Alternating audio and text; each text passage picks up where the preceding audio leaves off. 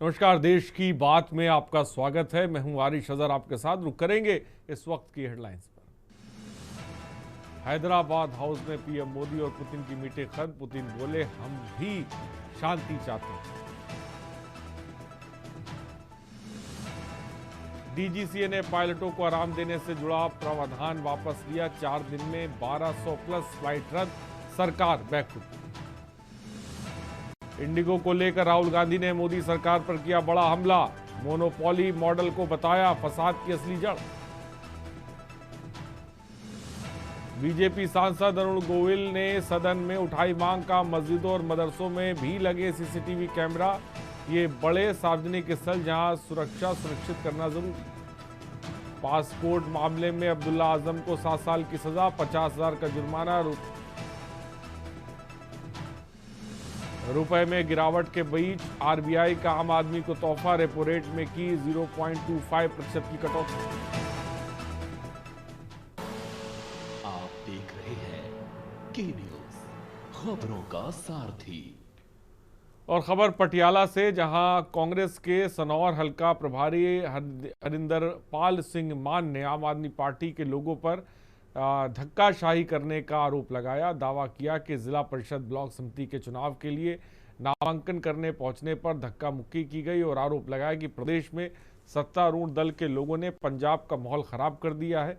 दावा किया कि सत्तारूढ़ दल की मनमानी का जवाब जिला सहित प्रदेश की जनता चुनाव में विरोध में मताधिकार का इस्तेमाल करते हुए देगी।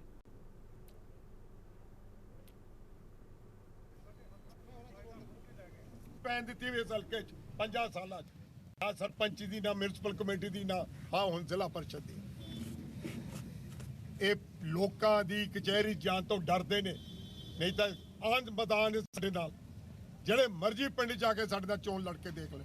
ਜਿਹੜੀ ਮਰਜ਼ੀ ਜ਼ਿਲ੍ਹਾ ਪਰਿਸ਼ਦ ਇਹਨਾਂ ਨੂੰ ਕਹੋ ਸਾਡੇ ਕਾਗਜ਼ ਰੱਖਣ, ਚਾਰੋਂ ਜ਼ਿਲ੍ਹਾ ਪਰਿਸ਼ਦ ਦਾ ਤੁਹਾਨੂੰ ਮੈਦਾਨ 'ਚ ਦੱਸਾਂਗੇ ਕਿ ਕੀ ਬਣਦਾ ਤੁਹਾਡੇ ਨਾਲ। ਇਹਨਾਂ ਨੂੰ ਲੋਕ ਪਾਥੀਆਂ ਮਾਰਨਗੇ, ਇਹਨਾਂ ਨੂੰ ਲੋਕ ਪਿੰਡਾਂ 'ਚ ਨਹੀਂ ਵੜਨ ਦੇਣਗੇ। ਇਹਨਾਂ ਨੇ ਪਹਿਲਾਂ ਮਾਵਾਂ ਭੈਣਾਂ ਨਾਲ ਧੋਖਾ ਕੀਤਾ, 1000 ਰੁਪਇਆ ਕਹਿ ਕੇ। ਅੱਜ ਉਹੀ ਮਾਵਾਂ ਭੈਣਾਂ ਨੂੰ ਇਹਨਾਂ ਨੇ ਇਲੈਕਸ਼ਨ ਨਹੀਂ ਲੜਨ ਦੇ। 50% लेडीज से साढ़े कागज फाड़े। और भारत के पूर्व राष्ट्रपति रामनाथ कोविंद ने अमृतसर में 19वें पेटिक्स 2025 का उद्घाटन किया। इस मौके पर उन्होंने पंजाब की आध्यात्मिक और आर्थिक विरासत की बहुत तारीफ की और कहा कि अमृतसर सिर्फ एक धार्मिक केंद्र ही नहीं बल्कि आज के दौर में कमर्शियल तरक्की का उभरता हुआ केंद्र भी बन रहा है। उन्होंने कहा कि जैसे पेटिक्स मेले पंजाब को नेशनल और इंटरनेशनल मार्केट से जोड़ने में अहम भूमिका निभा रहे हैं। रामनाथ कोविंद ने कहा कि यह प्रदर्शनी पंजाब सरकार के सपोर्ट से सफलतापूर्वक चल रही है।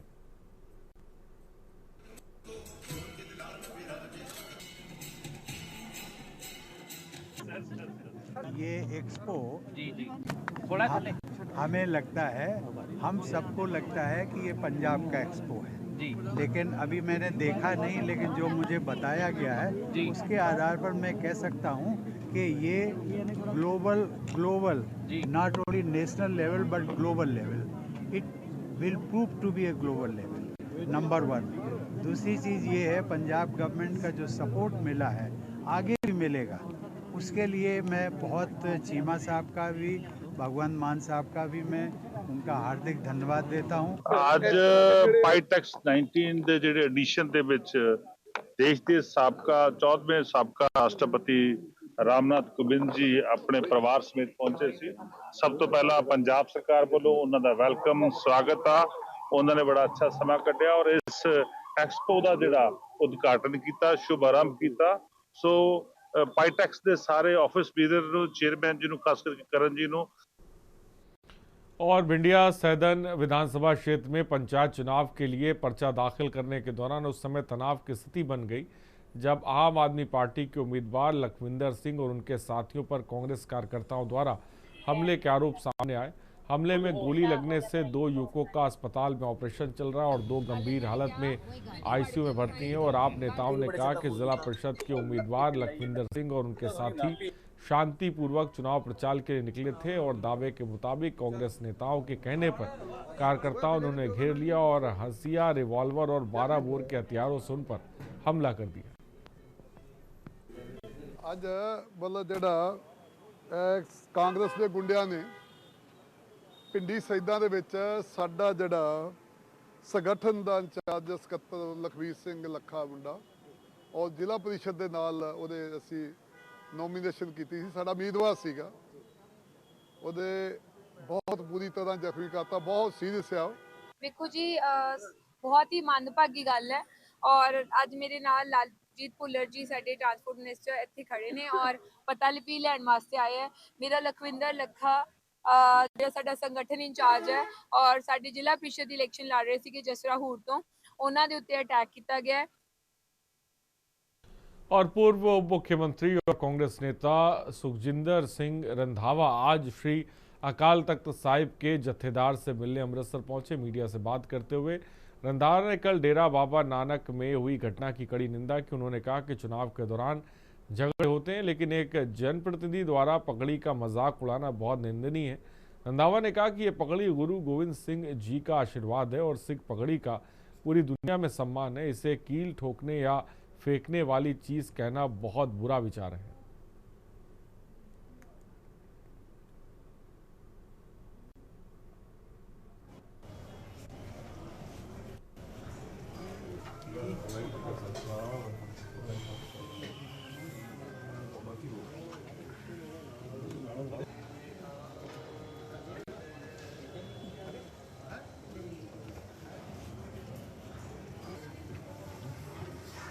ਕੱਲ੍ਹ ਜਿਹੜੀ ਡੇਰਾ ਬਾਬਾ ਨਾਨਕ 'ਚ ਬੜੀ ਮਾੜੀ ਘਟਨਾ ਹੋਈ ਆ। ਇਲੈਕਸ਼ਨਾਂ ਹੁੰਦੀਆਂ ਨੇ, ਲੜਾਈਆਂ ਹੁੰਦੀਆਂ ਨੇ, ਤੇ ਇੱਕ ਪਬਲਿਕ ਦਾ ਨੁਮਾਇੰਦਾ ਲੋਕਾਂ ਦੀਆਂ ਪੱਗਾਂ ਲਵਾ ਕੇ ਤੇ ਜੇ ਇਹ ਗੱਲ ਕਹਿੰਦਾ ਕਿ ਪੱਗਾਂ 'ਚ ਕਿੱਲਾਂ ਨਹੀਂ ਲੱਗੀਆਂ ਹੁੰਦੀਆਂ, ਇਹ ਪੱਗਾਂ ਲੱਥਦੀਆਂ ਵੀ ਨੇ ਤੇ ਵੱਜਦੀਆਂ ਵੀ ਨੇ। और शुक्रवार को जालंधर कैंट रेलवे स्टेशन पर उस समय तनाव की स्थिति बन गई जब किसान नेता मंजीत राय और उनके साथी किसान अपनी मांगों को लेकर धरना देने रेलवे स्टेशन पहुंचे। रेलवे ट्रैक पर बैठकर प्रदर्शन करने की जिद पर अड़े किसानों को पुलिस ने बलपूर्वक डिटेन कर लिया और मिली जानकारी के अनुसार किसान मंजीत राय के नेतृत्व में किसानों का एक समूह रेलवे स्टेशन परिसर में विरोध प्रदर्शन करने के लिए आया था और पुलिस ने किसानों को रेलवे स्टेशन के बाहर शांतिपूर्ण तरीके से प्रदर्शन करने की अनुमति दी थी, लेकिन किसान ट्रैक पर बैठकर रेलवे यातायात बाधित करने की कोशिश कर रहे थे। आपको बता दें, डीसीपी डोगरा ने मीडिया को बताया कि किसानों को रेलवे स्टेशन से बाहर शांतिपूर्ण तरीके से प्रदर्शन करने के लिए जगह दी गई थी।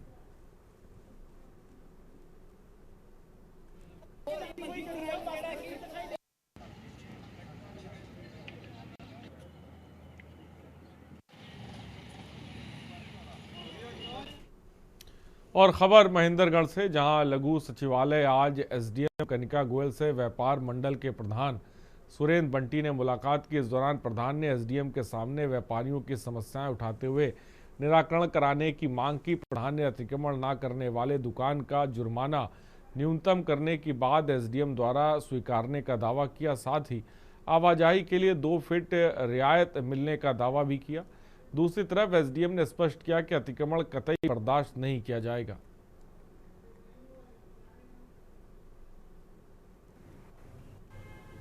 इनका बड़ा दबाव है, ये कह नहीं रहे, इन्होंने कहा कि मैं दोनों बात बताता हूँ। कहना एक अलग होता है, समझना एक अलग चीज। मैं आपको दोनों बात ही, इनका कहने का मतलब ये है कि जिनके चालान कटे हैं उनके चालान अगर वो सामान रखेंगे तो उनको चालान 1000 रुपये के कर देंगे, ये कह रहे हैं। परंतु मेरे को विश्वास है कि आप अतिक्रमण नहीं करेंगे तो चालान माफ कर देंगे। हमारी सभी मांगे इन्होंने मांग ली है, मान ली। 10 दिन तक यदि किसी ने अतिक्रमण किया तो उसका चालान रद्द नहीं किया जाएगा, वरना सभी चालान बहुत ही न्यूनतम 70 पर वो होगा।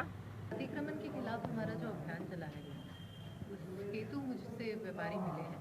साथ ही आज हमारा डिसाइड हुआ है और मैं बहुत ही खुशी से आपको बताना चाहूँगी कि हम एक मंथली मीटिंग रखा करेंगे व्यापारियों के साथ। तो 5 दिसंबर आज की तारीख को हमारी पहली मंथली मीटिंग व्यापारियों के साथ होगी। उसके साथ साथ अब हम हर महीने ये मीटिंग रखेंगे। व्यापारी हमारे साथ हैं अतिक्रमण मुक्त महेंद्रगढ़ बनाने में। इसी डायरेक्शन में मेरी व्यापारियों के साथ बात हुई। वो सब चाहते हैं कि महेंद्रगढ़ एक साफ, सुंदर, स्वच्छ शहर बने।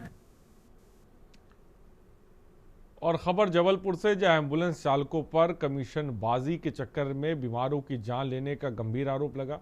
सपा नेता आशीष मिश्रा ने दावा किया कि खमरिया OFK अस्पताल के पास बस हादसे में घायल 57 वर्षीय विजय ध्रुवे को गंभीर रूप से घायल होने के बाद एम्बुलेंस चालक रास्ते के अस्पतालों को नजरअंदाज करते हुए कमीशन के लालच में आबादी के बीच संचालित हॉस्पिटल लेकर गया। उन्होंने बताया कि घटनास्थल और भर्ती कराए गए निजी अस्पताल के बीच 20 किलोमीटर की दूरी में सरकारी अस्पताल की उपलब्धता को एम्बुलेंस चालक द्वारा नजरअंदाज करना मृतक की बेटी नंदिनी ध्रुवे के आरोपों को बल देते हैं। रांची थाना क्षेत्र में एक बस के पलटने की घटना हुई थी, उसमें काफ़ी लोग प्रभावित हुए थे, चोट लगी थी। उसके बाद में एक की घायल की मृत्यु भी हुई थी। उस संबंध में आज समाजवादी पार्टी के कुछ कार्यकर्ता यहाँ पर आए थे आशीष मिश्रा जी के नेतृत्व में, और उन्होंने ये अपनी ज्ञापन में बात रखी है कि उस दिन वहाँ काफ़ी कुछ ऐसी एम्बुलेंस आ गई थी जो पेशेंट को अपने हिसाब से कोई अन्य अस्पताल में ले गई, दूर के अस्पतालों में ले गई। जैसे कि आपको विगत होगा कि पिछले दिनों खमरिया स्थित एक बस हादसा हुआ था। बस हादसे होने के बाद जो वहाँ पर घायल थे उनको निजी अस्पतालों में भर्ती कराया गया। किसी भी सरकारी अस्पताल में जो नज़दीकी अस्पताल थे उसमें एडमिट नहीं किया गया, और उनको 20 शहर में जहाँ सबसे ज़्यादा व्यस्तम इलाका होता है, जहाँ ट्रैफिक होता है, वहाँ ले जाके उनको एडमिट करा गया। दूरी होने के कारण और देर से इलाज मिलने के कारण उनकी मृत्यु हो गई। मृत्यु होने के साथ साथ उनके पीड़ित परिवार से पैसे भी ले लिए गए, ना ही किसी प्रकार के उनसे आयुष्मान की जांच की गई, ना किसी प्रकार की कहीं, जिसको लेकर आज समाजवादी पार्टी SP कार्यालय आकर आज ज्ञापन सौंपा। ज्ञापन के माध्यम से हमने ये मांग की है। और खबर हजारीबाग से, जहां सूचना के आधार पर चौपारण थाना अंतर्गत ग्राम डोडिया और मोरनिया में वन विभाग एवं पुलिस द्वारा संयुक्त अभियान चलाया गया। अभियान के दौरान लगभग 10 एकड़ में अवैध रूप से लगी अफीम की खेती को चिन्हित करते हुए मौके पर ही नष्ट किया गया। घटनास्थल से निम्नलिखित वस्तुएं बरामद कर मौके पर ही नष्ट की गई और section pipe 4, delivery pipe 2, Honda set अवैध रूप से अफीम की खेती करने वाले व्यक्तियों के नाम पता का सत्यापन किया जा रहा है।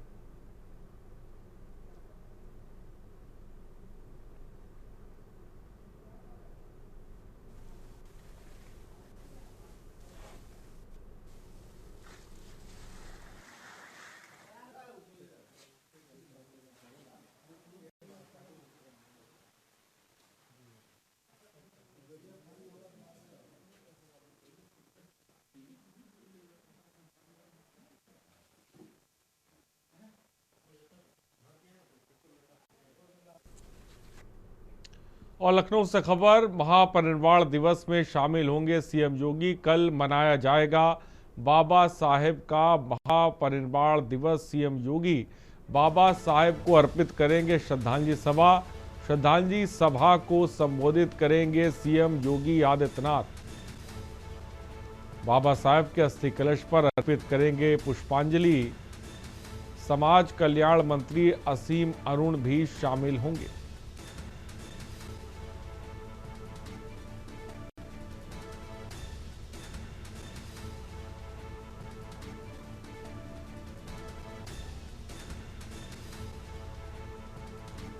खबर इस वक्त आपको बता रही है।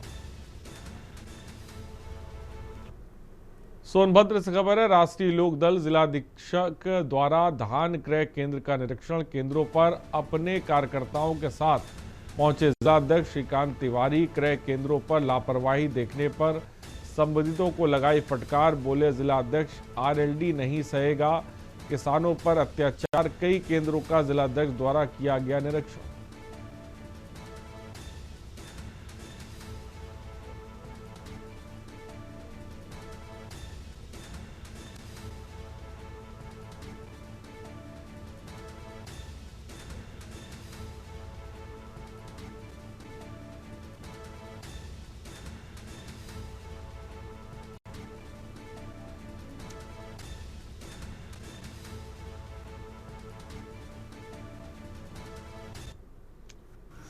शिकायत पर नगवा बेल्ट में जो कभी एक नक्सल प्रभावित क्षेत्र रहा है, इस क्षेत्र में जो है खलियारी सहकारी समिति, आमडी सहकारी समिति, नौबिहा सहकारी समितियों पर मोटे धान नहीं लिए जा रहे हैं, जबकि जंगली पर्वतीय क्षेत्र होने के कारण मोटा धान ही वहाँ पैदा होता है।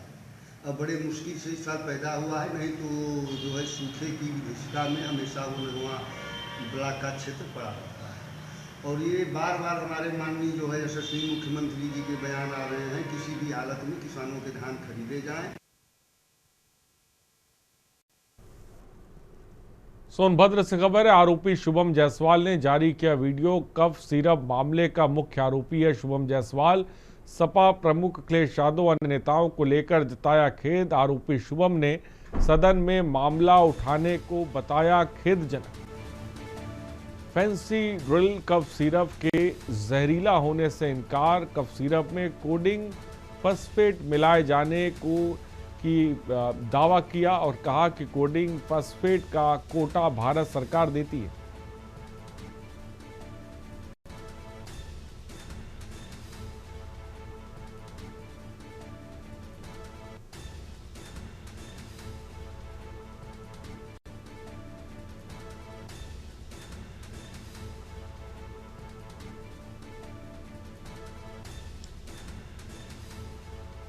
आरोपी शुभम जायसवाल ने जारी किया वीडियो।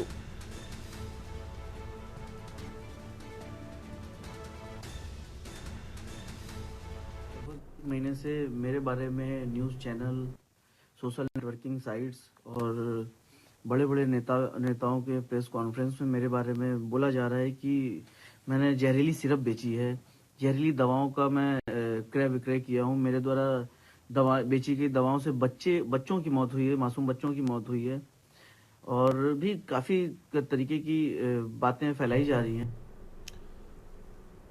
लखनऊ से खबर है, जमीन के विवाद में हुई हत्या। भतीजे ने चाचा वीरेंद्र यादव को गोली मारी है। गोली लगने से मौके पर मौत हो गई। सूचना पर मौके पर पहुंचे डीसीपी आदि पुलिस अधिकारी। दुबग्गा के टाड़ खेड़ा गांव का मामला।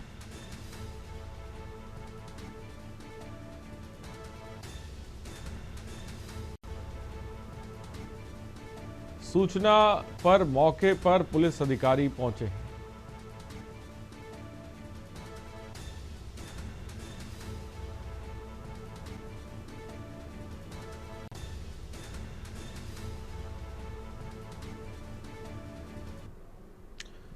लखनऊ से खबर है, सीएम योगी की ई सुश्रुत बनी डिजिटल क्रांति वाहक बनी। स्वास्थ्य व्यवस्था की डिजिटल क्रांति की वाहक। सुविधापूर्ण हुई चिकित्सा व्यवस्था, बड़ी देखभाल, परामर्श सुविधाएं, भ्रष्टाचार मुक्त हुई चिकित्सा व्यवस्था। ई सुश्रुत के जरिए मरीजों का हुआ डिजिटल पंजीकरण।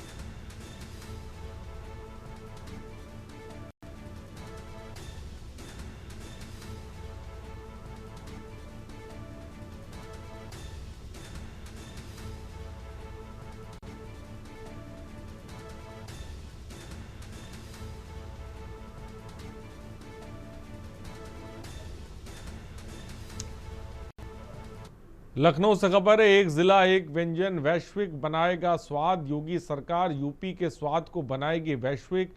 लोकल व्यंजनों को दिलाया जाएगा राष्ट्रीय वैश्विक मंच। अर्थव्यवस्था मजबूत करेंगे पर्यटन और फूड इंडस्ट्री।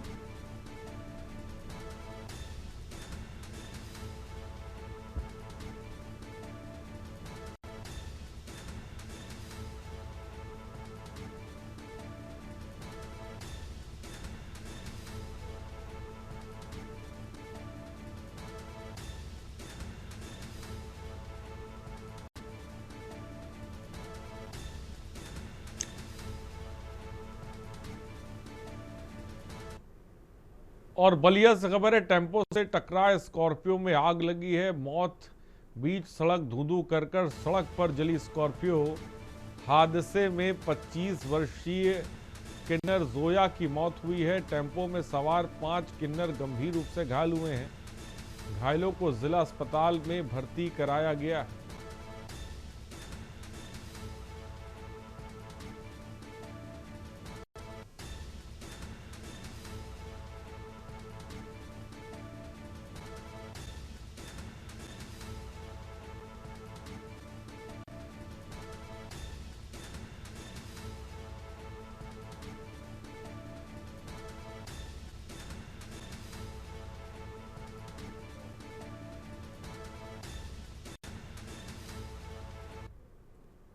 और मुख्यमंत्री योगी आदित्यनाथ ने मंत्री दारा सिंह चौहान की सुपुत्री के विवाह में दिया आशीर्वाद। उत्तर प्रदेश के माननीय मुख्यमंत्री योगी आदित्यनाथ ने आज गोमती नगर स्थित जनेश्वर मिश्र पार्क में आयोजित एक निजी समारोह में शिरकत की।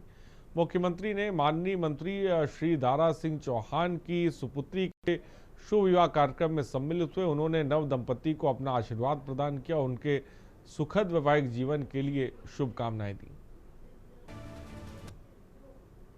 फर्रुखाबाद के जिलाधिकारी आशुतोष कुमार द्विवेदी की अध्यक्षता में फतेहगढ़ स्थित कलेक्ट्रेट सभागार में बैंकों, बीमा कंपनी और अन्य वित्तीय संस्थाओं में लंबे समय से बिना दावे वाली संपत्तियों को सही हकदारों तक पहुंचाने के लिए चलाए जा रहे अभियान आपकी पूंजी आपका अधिकार के तहत गोष्ठी का आयोजन किया गया। गोष्ठी में भारतीय रिजर्व बैंक के LDO Shamshuddin, LDM Farrukhabad VD Verma और ग्रामीण कृषि एवं विकास बैंक जिला विकास प्रबंधक मितेश यादव, समस्त बैंकों के जिला समन्वयक उपस्थित रहे।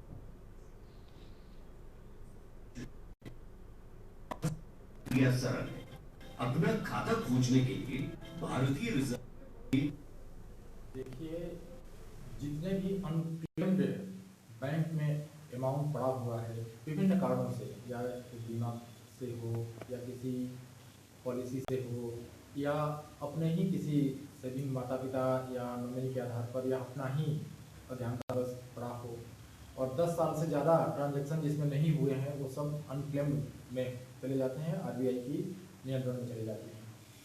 तो गवर्नमेंट ने ये व्यवस्था कर रखी है कि जिनका भी है नए ढंग से अपना उस उद्गम पोर्टल पर जाएंगे, अपना क्लेम करेंगे, केवाईसी करेंगे, तो उनको इंक्रीज इंटरेस्ट। विकासखंड फिरोजाबाद में ग्राम पंचायत अधिकारी एवं ग्राम विकास अधिकारी समन्वय समिति के आह्वान पर धरना आंदोलन किया जा रहा है। ब्लॉक परिसर में आयोजित इस धरने में सभी ग्राम पंचायत अधिकारी, ग्राम विकास अधिकारी, महिला एवं पुरुष कर्मचारी बड़ी संख्या में शामिल हुए।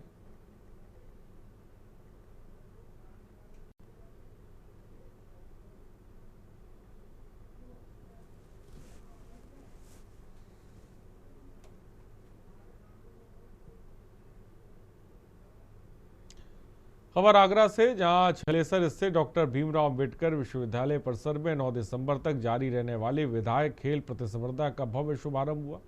प्रतियोगिता का शुभारंभ मल्लखंब प्रतियोगिता और रामायण की भव्य प्रस्तुति के साथ किया गया।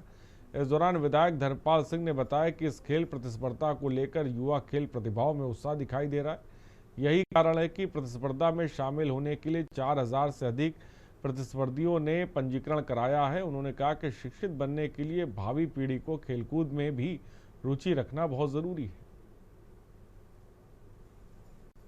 निश्चित रूप से मैं अपने सभी अधिकारियों का खेल से जुड़े, चाहे वो आरएसओ हो, एसडीएम हो, तहसीलदार हो, बीडीओ हो, युवा कल्याण से हमारे अधिकारी हो, सभी लोगों के सहयोग से हमारे यूनिवर्सिटी आदरणीय पीसी साहिबा का भी मैं बहुत बहुत आभार व्यक्त करता हूँ कि उनके सहयोग से, सबके सहयोग से इसका आयोजन हुआ है। और यहाँ पर रुकते एक छोटे से ब्रेक के लिए, जल्द हाजिर होंगे।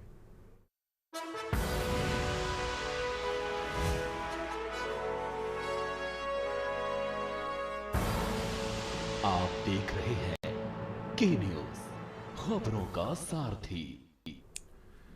ब्रेक के बाद आपका स्वागत है। मुख्यमंत्री योगी आदित्यनाथ ने मंत्री दारा सिंह चौहान की सुपुत्री के विवाह में दिया आशीर्वाद।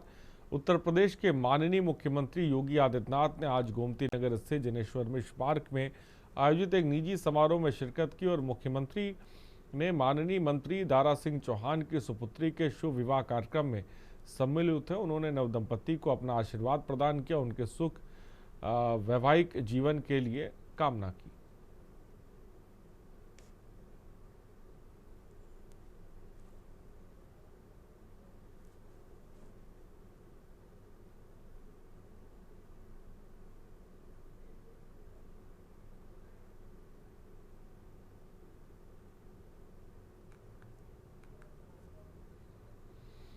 और हमीरपुर में कमीशन बढ़ाए जाने की मांग को लेकर जिले के कोटेदारों ने आज कलेक्ट्रेट परिसर में विरोध प्रदर्शन किया। कोटेदारों का कहना है कि वर्तमान कमीशन व्यवस्था में उन्हें भारी आर्थिक नुकसान उठाना पड़ रहा है और महंगाई बढ़ने के बावजूद कमीशन न बढ़ाए जाने से उनका काम करना मुश्किल हो गया और प्रदर्शन के दौरान कोटेदारों ने मुख्यमंत्री को संबोधित ज्ञापन जिलाधिकारी को सौंपते हुए प्रति कुंटल 90 रुपए से अधिक कमीशन लागू करने की मांग की।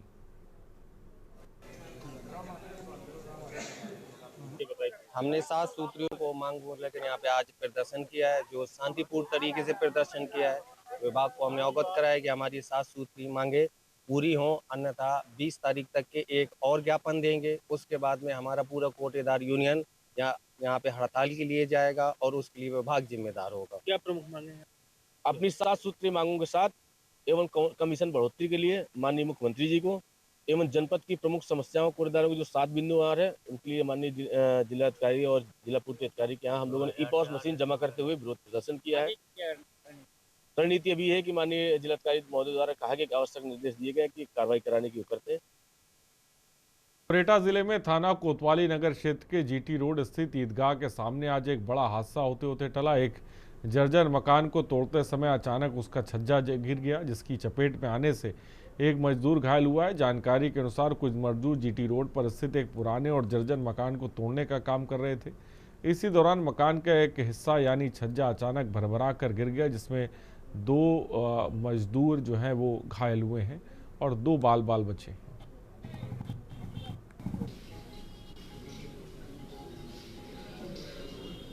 यही कह रहा था,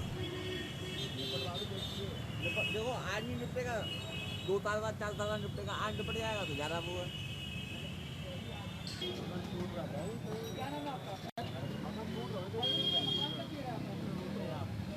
सर्दी को देखते हुए सर्दी की तैयारी करने के लिए हम सब का संकल्प है कि हमारे यही कह रहा था,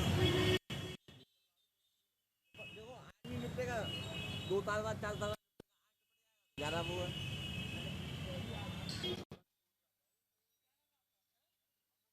खबर कन्नौज से, जहां कड़ाके की ठंड, हाड़ कपाती सर्द हवा और इन्हीं सर्द रातों में गरीबों के लिए बड़ी राहत की पल। कन्नौज में प्रदेश के समाज कल्याण राज्य मंत्री असीम अरुण के साथ समाज सेवी विपिन दीक्षित और कन्हैया दीक्षित आगे आए और सैकड़ों जरूरतमंदों को गर्म कंबल वितरित किए। ठंड से ठिठुर रहे गरीबों के चेहरों पर कंबल मिलते ही मुस्कान आ गई।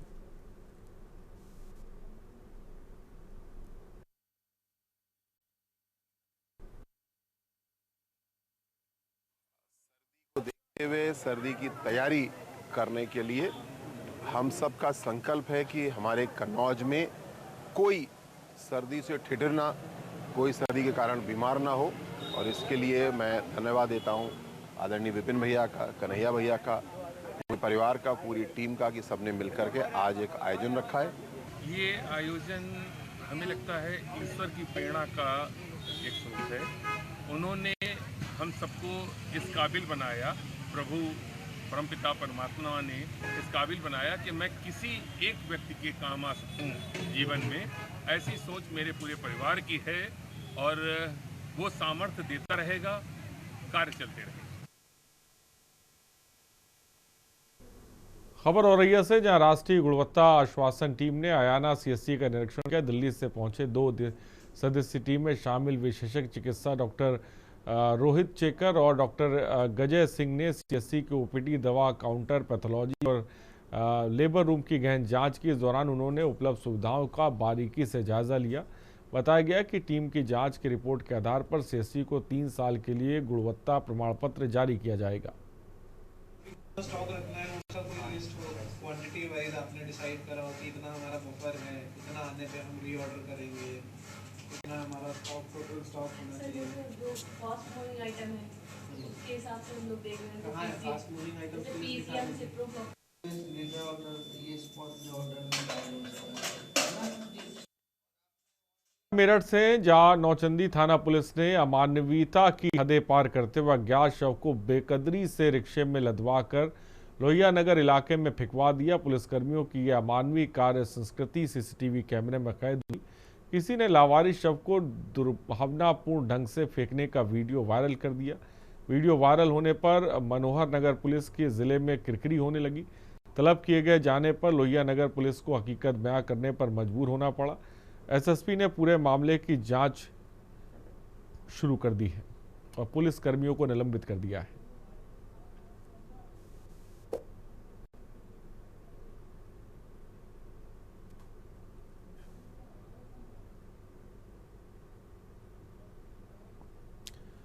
और कानपुर में वक्फ संपत्तियों का पंजीकरण समय पर पूरा नहीं हो सका। समय अवधि पूरी होने से एक दिन पहले तक शहर के 1669 वक्फ संपत्तियों से बड़ी संख्या में बिना रजिस्ट्रेशन रह गई हैं। सुन्नी समुदाय की 1602 संपत्तियों में से सिर्फ 542 का ही उम्मीद पोर्टल पर पंजीकरण हो पाया है, जबकि शिया समुदाय की 69 संपत्तियों में से 41 ही रजिस्टर हो सकी। वक्फ अधिनियम 2025 के तहत 5 दिसंबर तक सभी वक्फ संपत्तियों का डाटा उम्मीद पोर्टल पर अपलोड करना अनिवार्य था।